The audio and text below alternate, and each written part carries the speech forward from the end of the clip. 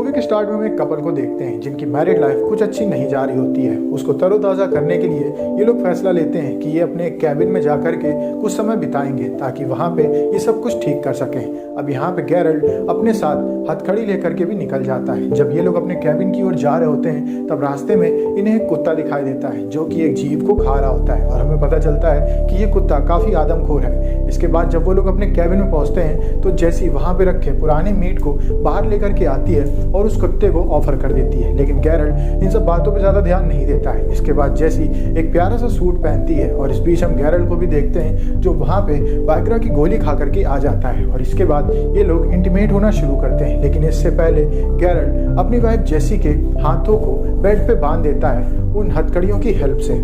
असल में उसे अपनी फैंटेसी क्लियर करनी होती है और इसके बाद वो जेसी से कहता है कि मैं तुम्हारे साथ गलत कर रहा हूँ और तुम्हें बचाओ बचाओ कहना होगा। जेसी शुरू में उसका सपोर्ट करने की कोशिश करती है लेकिन बाद में उसे ये सब चीज़ें अच्छी नहीं लगती है और वो हटने के लिए कहने लगती है और वो गैरल्ट से चिल्लाते हुए कहती है कि प्लीज़ मुझे फ्री करो। जहाँ पे गुस्सा करके गैरल्ट उससे कहता है कि तुम्हारी वजह से हमारा रिश्ता बिगड़ता जा रहा है, पता नहीं तुम्हें कौन सी बात है जो ऐसा खाए जा रही है कि तुम मेरी फैंटेसी तक को पूरा नहीं कर सकती हो। कि तभी एकदम से गैरल्ट के सीने में दर्द होता है और उसे हार्ट अटैक आता है और वो जेसी के ऊपर गिर के मर जाता है। अब जेसी को ऐसा लगता है कि गैरल्ट उसके साथ मजाक कर रहा है ताकि वो लोग फिर से मजे करना शुरू कर दें। वो बार बार गैरल्ट को आवाज़ लगाती है लेकिन गैरल्ट उसको कोई रिप्लाई नहीं दे रहा होता है। अब कैसे तैसे जेसी गैरल्ट को अपने शरीर से अपने पैरों की हेल्प से हटाती है और जैसे ही गैरल्ट नीचे गिर जाता है तो जेसी को लगता है कि गैरल्ट अब उठ करके ऊपर आएगा, लेकिन वो ऊपर नहीं आता है। इस बीच जब वो देखने की कोशिश करती है तो उसे पता चलता है कि गैरल्ट के सर से खून बह रहा है। इसका मतलब गैरल्ट की मौत हो चुकी है।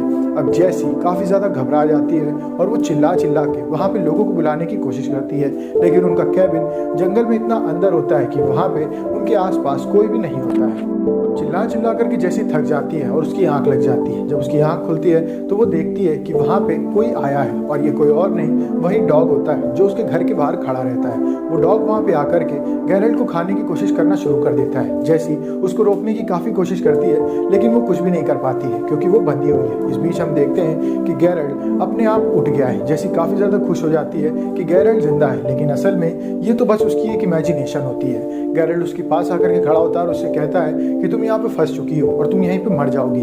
अब जैसी अपने आप को फ्री करने की कोशिश करती है और हम देखते हैं कि वो अपने हाथ को एक हैंडकफ से बाहर खींच लेती है, लेकिन असल में ये बस उसकी एक इमेजिनेशन होती है। और यहाँ पे हम एक इमेजिनरी जेसी को भी देखते हैं। वो वहीं पे खड़ी रहती है और जेसी से बात कर रही होती है कि गैरल्ट की वजह से तुम यहाँ पे फंस चुकी हो। अब जेसी काफ़ी ज़्यादा परेशान हो जाती है क्योंकि वो काफ़ी देर से फंसी हुई है और कोई भी यहाँ पे उसकी हेल्प करने के लिए नहीं आ रहा है। ऊपर से गैरल्ट उसको नेगेटिव थॉट्स दे रहा है और जेसी भी उसको रियलिटी चेक दे रही है कि कैसे गैरल्ट का अफेयर चला करता था और वो जेसी को आज तक धोखे में रखता था। बार बार गैरल्ट उससे वही बातें कह रहा होता है कि तुम्हारी वजह से हमारी रिलेशनशिप गड़बड़ थी। कि तभी यहाँ पे हम जेसी का फ्लैशबैक देखते हैं जहाँ पे उसके फादर उसका मिसयूज़ किया करते थे और उसके साथ गलत हरकतें करते थे। जेसी अपनी मदर से सब बातें नहीं कह पाती थी क्योंकि उसके फादर कुछ इस तरीके से प्रिटेंड करते थे कि जैसे ही सारी की सारी गलती जेसी की हो। इस वजह से जेसी इस राज को एक राज बना करके रखती थी और इसी वजह से जब गैरल्ट ने उसे अपनी फैंटेसी पूरी करने के लिए कहा था जिसमें कि वो एक मुजरिम होता है और वो जेसी के साथ गलत हरकतें कर रहा है तो जेसी ने उसको मना कर दिया था क्योंकि उसे यहाँ पे अपना बचपन याद आने लगा था।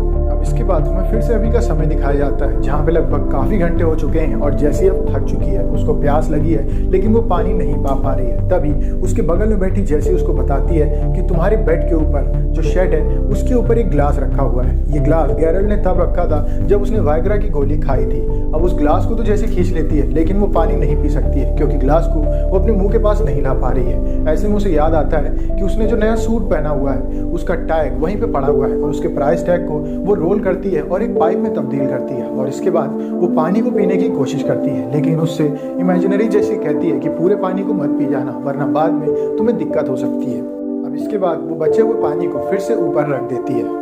अब जेसी सोने चली जाती है और जब उसकी आंख खुलती है तो वो देखती है कि उसके रूम में अंधेरा है और उसके सामने कोई अजीब सा क्रिएचर खड़ा है जो कि काफ़ी लंबा है। वो उसकी तरफ देखते हुए बैग को खोलता है और उसके बैग के अंदर काफ़ी चमकीली चीज़ें और कुछ हड्डियाँ पड़ी होती हैं और इसके बाद जेसी की दोबारा से आंख लग जाती है और वो ये बोलती है कि ये बस एक इमेजिनेशन है। अब उसकी जब अगले दिन आंख खुलती है तो उसके पास गैरल्ट ला करके खड़ा हो जाता है और उससे कहता है कि तुमने कल जिसको देखा था वो असल में एक असली आदमी था, ना कि एक इमेजिनेशन, और वो वापस तुम्हारी आत्मा लेने के लिए यहाँ पे आएगा। जैसी उसकी बातों को टालती रहती है इमेजिनरी जैसी भी उससे कहती है कि ये बस एक इमेजिनेशन थी। तभी जैसी जब उठ करके देखती है तो गैरल्ट के सर के पास जो खून पड़ा रहता है वहीं पे पैरों के निशान भी होते हैं, और ये सब देख करके जैसी काफ़ी ज़्यादा घबरा जाती है। लेकिन अभी भी वो ये बात नहीं एक्सेप्ट कर रही होती है कि वो आदमी रियल था, और वो बार बार यही कहती है कि वो तो बस इमेजिनेशन थी। कमज़ोर होने की वजह से जैसी फिर से बेहोश होने लगती है और उसकी आंख लग जाती है। अब जब उसकी आंख खुलती है तो वो देखती है कि वो डॉग वहाँ पे आ चुका है और उसके पैर को चाट रहा है। जैसी उस डॉग को हटा देती है, लेकिन तभी वो डॉग जैसी के पैर में काटने की कोशिश करने लगता है, लेकिन जैसी उस डॉग को हटा देती है तभी वहाँ पे गैरल्ट आकर के खड़ा हो जाता है और उससे कहता है कि जल्द ही ये गैरल्ट को पूरी तरीके से खा जाएगा, और इसके बाद इसे फिर से फ्रेश मीट की जरूरत होगी, और इसके लिए ये तुम्हारे पास आएगा। तुम्हारी बॉडी इतनी कमज़ोर हो चुकी है कि तुम ज़्यादा देर तक अपने आप को नहीं बचा पाओगी, और एक समय ऐसा आएगा जब ये तुम्हें खा जाएगा, और रात को वो आदमी यानी कि मून नाइट मैन तुम्हें लेने के लिए ज़रूर आता होगा। अब जैसी यहाँ पे काफ़ी ज़्यादा परेशान होती है कि तभी उसे अपने बचपन का एक किस्सा याद आता है, जहाँ पे उसके फादर उसे हैंडकफ में बांध दिया करते थे जब वो उसके साथ गलत हरकत करते थे। तभी एक दिन वो डिनर टेबल पे बैठी रहती है, जहाँ पे कांच की वजह से उसके हाथ में चोट लग जाती है और उसका खून बहने लगता है, और जैसी को याद आता है कि खून को हम एक लुब्रिकेंट की तरीके इस्तेमाल कर सकते हैं, और अगर हमारे हाथ में खून लगा होगा जो कि एक तेल का काम कर सकता है तो शायद हम अपने हाथ को हैंडकफ से खींच लें। जिसके बाद जैसी तुरंत गिलास को तोड़ के अपने हाथ पे चोट लगाने का फैसला लेती है। उसके बगल में बैठी इमेजिनरी जैसी भी उसको इन सब के लिए सपोर्ट करती है, लेकिन गैरल्ट उससे बार बार कह रहा होता है कि इन सब से कुछ नहीं होने वाला। इसके बाद जैसी उस गिलास को तोड़ लेती है और उससे अपने हाथ में एक बड़ा सा कट मारती है, जिसके बाद उसका पूरा हाथ खून से सन जाता है और वो उस हैंडकफ से अपने हाथ को खींचना शुरू कर देती है। इन सब के बीच में उसकी चमड़ी भी निकल जाती है और वो उन हैंडकफ में रह जाती है, लेकिन जैसी अपने हाथ को बाहर घसीट लेती है। अब वो अपने घायल हाथ से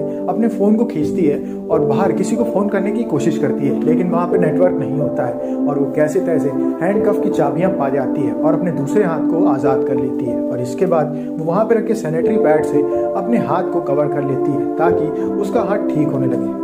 अब वो जल्दी जल्दी कार की चाबी की ओर जा रही होती है कि तभी एकदम से उसे चक्कर आता है और वो बेहोश हो जाती है। जब उसकी आंख खुलती है तो वो देखती है कि उसके घायल हाथ को वो कुत्ता खाने की कोशिश कर रहा है। जैसी उस कुत्ते के ऊपर अटैक करके अपने हाथ को छिना लेती है, और जब वो दोबारा कीज की तरफ बढ़ने लगती है तो वहाँ पे उसे मून नाइट मैन दिखाई देता है जो कि उसकी तरफ बढ़ रहा होता है, लेकिन जैसी उससे डरती नहीं है और वो बार बार यही बोलती है कि तुम तो बस इमेजिनेशन हो। और वो कार की कीज उठा करके मून नाइट मैन के पास जाती है और उसके बैग में अपनी शादी की रिंग को डाल के वहाँ से निकल जाती है। अब जब वो कार में बैठ के वहाँ से निकल रही होती है तो उसे ऐसा एहसास हो रहा होता है कि उसकी गाड़ी के पीछे मून नाइट मैन बैठा हुआ है, और कमजोरी की वजह से उससे गाड़ी ज़्यादा तेज चलाई नहीं जा रही होती है, और थोड़ा आगे जाने के बाद उसकी गाड़ी क्रैश हो जाती है। जिसके बाद जैसी गाड़ी से बाहर निकलती है और उसकी हालत काफ़ी ज़्यादा खराब होती है, लेकिन तब तक उसकी गाड़ी बगल के कैबिन तक पहुँच गई होती है, और हम देखते हैं कि कुछ लोग जैसी को बचाने के लिए वहाँ पे ऑलरेडी आ चुके हैं। अब इसके बाद जैसी की जब आँख खुलती है तो वो